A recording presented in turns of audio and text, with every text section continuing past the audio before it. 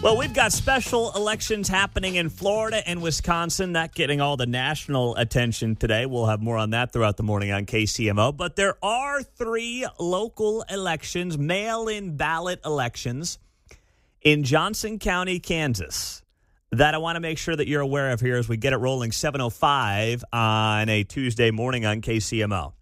You've got Gardner-Edgerton, where you are going to be voting on a $100 million school bond today. If it passes, the bond would fund a new elementary school, convert Sunflower Elementary into a special needs early childhood center, replace and improve all the playgrounds, provide safety and security upgrades, expand common spaces at Gardner-Edgerton High School and its adult programming, and build a new district service center. So that's in Gardner-Edgerton. My guess is that will pass. School bonds rarely fail. In Lenexa, voters will decide whether to extend a 3/8 cent sales tax that funds trails, parks, road maintenance, city centers, and more. If approved, that sales tax will be collected for another 20 years, renewing on October 1st of 2028. My guess is that will pass as well.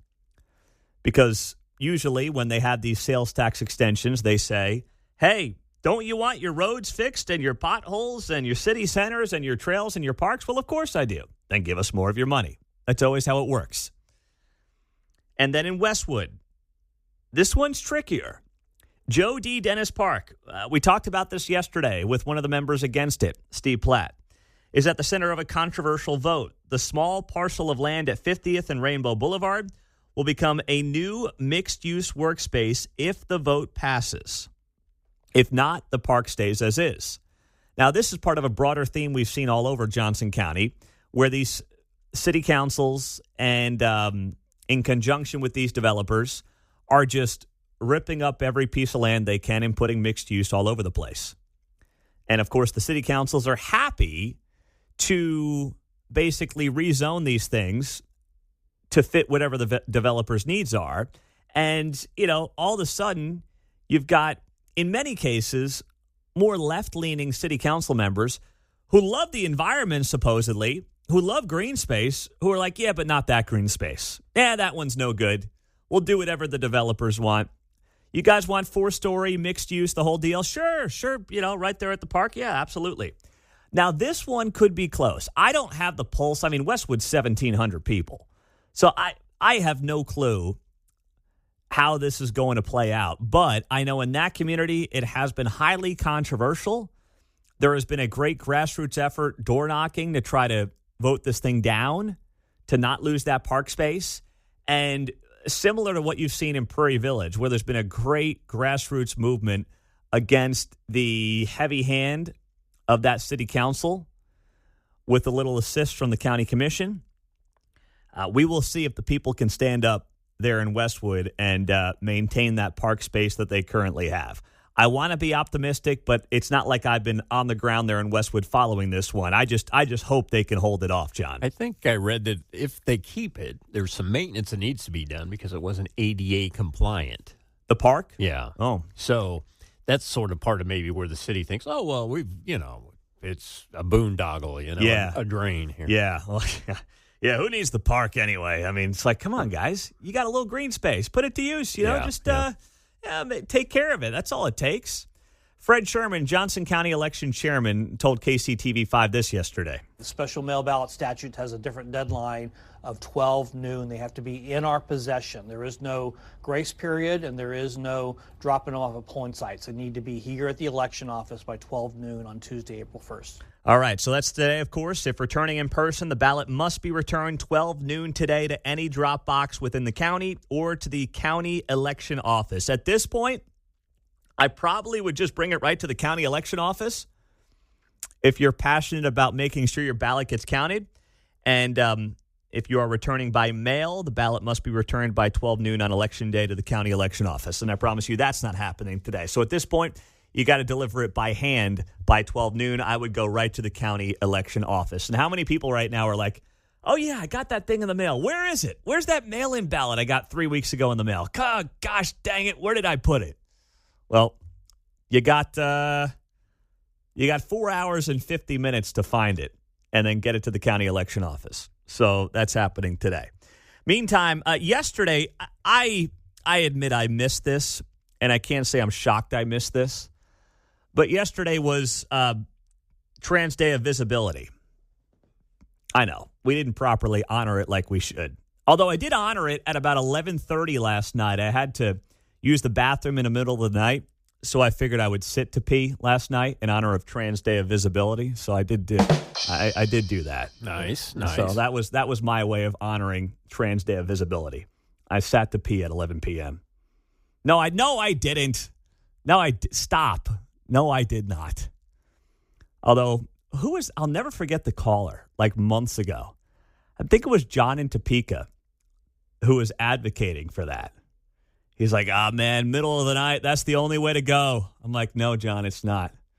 But I guess John is always honoring Trans Day of Visibility in his house.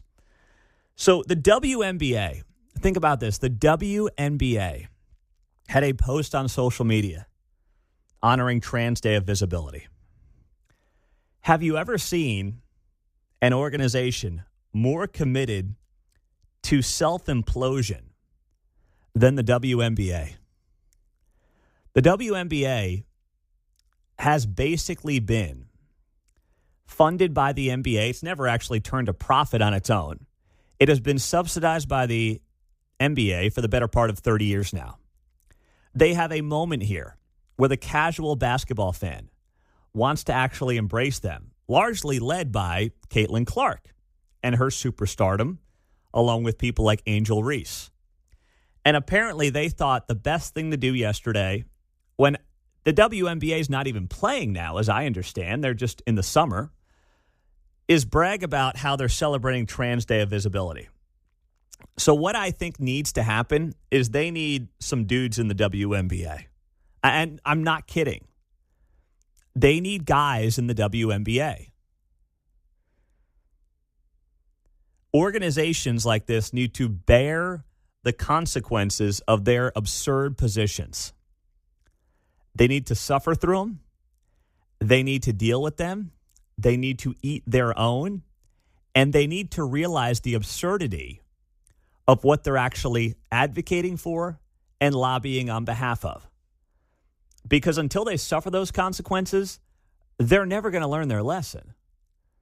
They're never going to understand how ridiculous it is for an all-women's professional sports league to be lobbying on behalf of men pretending to be them. It's bizarre, but that's the only answer I can come to a conclusion on here. They need to suffer those consequences, because if not, they'll never learn. They'll keep posting these ridiculous social media photos as a way to appear sufficiently woke, when, by the way, those are not the customers who are going to drive that league to success. You know who's going to drive that league to success? You, me, Mark, those of us who have young daughters, who like basketball, who like sports. I mean, I was a chaperone for my daughter's kindergarten field trip down to the Big 12 Women's Tournament a few weeks ago. And it was great, and she loved it. You know, girls were playing great basketball. It was K-State and UCF, and they were having a great time. Like, if there was a WNBA team in Kansas City, I'd take them to a game. We'll try to get to a current game this year if we can, if the parking improves. Like, I would happily do that. But if you think that potential customers like myself are wild or are going to be like, yeah, go WNBA, celebrate the dudes playing the women. No. In fact, that makes me say, why am I going to give you my money? And that's where they don't understand who their target customer is and their potential customer is to grow the fan base. Doubling down on this craziness is not what helps the sport. And it's amazing that there's a lot of highly paid people at the top of the WNBA who apparently don't realize that. Because it's all about just the social media clicks in the moment. They're not playing the long game, they're playing the short game. And in the end, they'll keep losing because of it.